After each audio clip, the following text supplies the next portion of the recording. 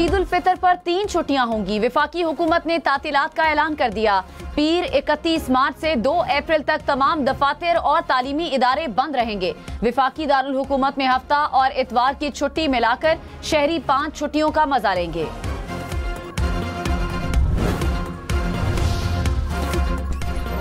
चीनी की ज्यादा से ज्यादा रिटेल कीमत 164 रुपए किलो मुकर्रर। नायब वजीर आजम इसहाक डार ने कहा, चीनी की एक्स मिल कीमत 154 से 159 रुपए फी किलो हो गई।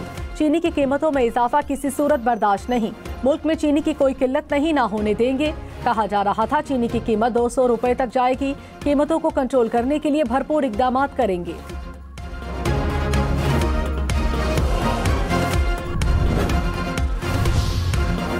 वजीर आजम शहबाज शरीफ 4 रोजा दौरे पर सऊदी अरब रवाना। सऊदी वलीअहद मोहम्मद बिन सलमान से मुलाकात शेड्यूल।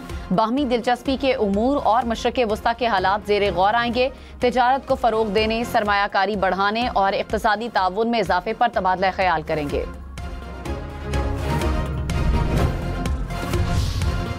सुप्रीम कोर्ट में खसूसी एंटी करप्शन हॉटलाइन कायम कर दी गई। सुप्रीम कोर्ट से मुतालिका किसी भी काम के सिलसिले में रिश्वत तलब करने पर शिकायत दर्ज करवाई जा सकती है।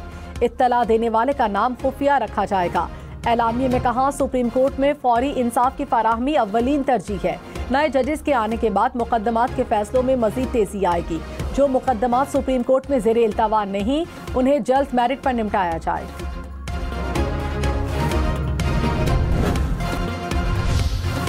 Army chief general Syed Asim Munir ने कहा, मुल्की सलामती से बड़ा कोई एजेंडा नहीं, कोई तहरीक नहीं, कोई शख्सियत नहीं। पायदार इस्तेहकाम के लिए कौमी ताकत के तमाम अनासर को हम-आहंगी के साथ काम करना होगा। कौमी सलामती की पार्लिमानी कमेटी से खिताब में कहा, मुल्क है तो हम हैं। मुल्क की सलामती से बढ़कर कोई चीज़ नहीं।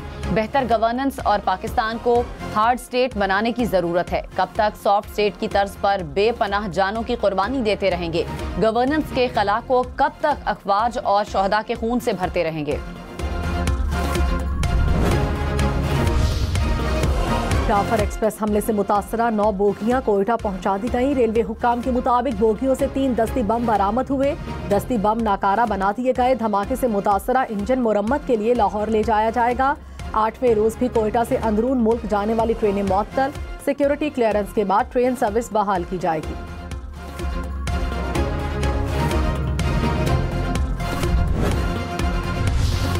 बानी पीटीआई से मुलाकात न करवाने के केस की कॉज लिस्ट मनसूखी और मुंतकली पर Islamabad high court Barham. Justice Ejaz इसहाक खान ने डिप्टी रजिस्ट्रार जुडिशल से कहा, ये करने की बजाय आप मेरी अदालत की बुनियादों में बारूद रख कर उड़ा देते। ये मेरी जात का या मेरे इख्तियारात का मसला नहीं, बल्कि ये मामला हाई कोर्ट की तौकीर का है। क्या इस तरह अवाम का निज़ाम इंसाफ पर यकीन रहेगा? रूल्स में नहीं है कि जज की मर्जी के बगैर चीफ जस्टिस केस ट्रांसफर कर दे। आप एक चीज को अना का मसला बनाकर जो कुछ कर रहे हैं वो हाई कोर्ट के बखिए उधेड़ देगा। जस्टिस एजाज इसहाक ने कॉज लिस्ट मनसूख करने पर सुमोटो तौहीन अदालत की कार्रवाई शुरू कर दी।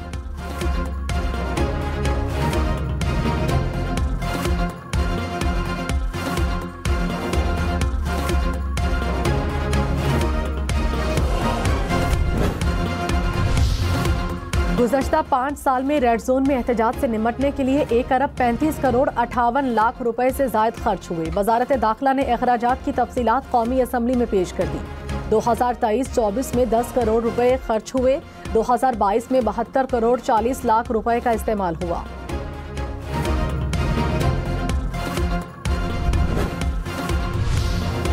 आलमी बैंक ने पाकिस्तान के लिए 10 करोड़ 20 लाख डॉलर्स की माली मुआवनत की मंजूरी दे दी। कर्ज की रकम मैक्रो क्रेडिट और मैक्रो फाइनेंस के लिए इस्तेमाल हो सकेगी।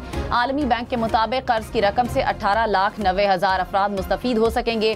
गरीब और कम आमदन वाले घरानों को कर्ज दिया जा सकेगा।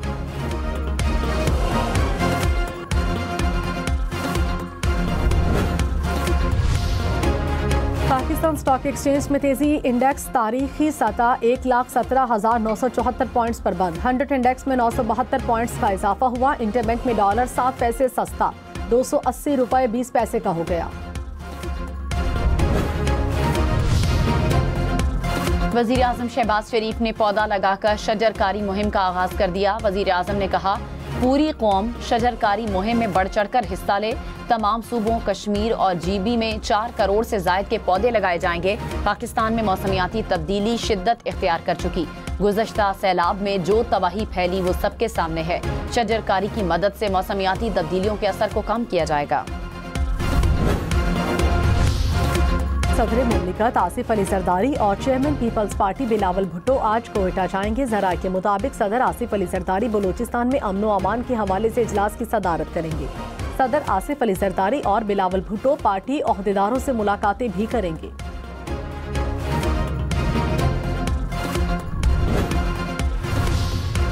दुश्मन कुव्वतों की मिली भगत से काम करने वाले किसी इदारे, फर्द या गिरोह को अमनो इस्तेहकाम को नुकसान पहुंचाने की इजाजत नहीं दी जाएगी।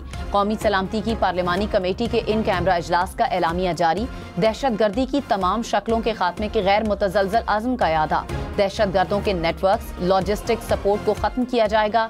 अज़्म इस्तेहकाम और नेशनल एक्शन प्लान पर अमल दरामद और दहशतगर्दी के खिलाफ कौमी इत्तफ़ाक़ राय पर जोर। कमेटी ने बाज़ अपोजिशन अराकीन की अदम शिरकत पर अफसोस का इजहार किया। रियासती ताकत के साथ दहशतगर्दी का मुकाबला करने के लिए स्ट्रेटेजिक और मुतफ़िक़ा सियासी अज़्म पर जोर।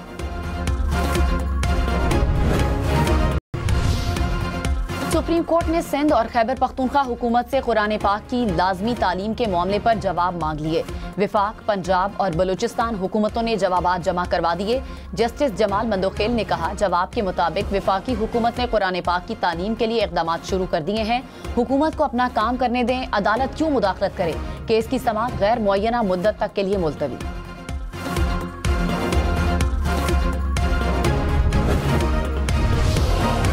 रावलपिंडी पुलिस ने पीका एक्ट के तहत पहला मुकदमा दर्ज कर लिया। थाना वारिस खान पुलिस ने सोशल मीडिया पर गैर मुनासिब पोस्ट करने पर मुलजिम को गिरफ्तार करके अडियाला जेल मुंतकिल किया। तर्जुमान पुलिस के मुताबिक मुकदमा मिस इन्फॉर्मेशन पर मबनी पोस्ट पर दर्ज किया गया। जनूबी वजीरिस्तान और टांक के मुल्हिका इलाकों में कर्फ्यू नाफिज। कर्फ्यू शाम 6 बजे तक नाफिज रहेगा। कर्फ्यू अमनो अमान की बहाली के लिए लगाया गया।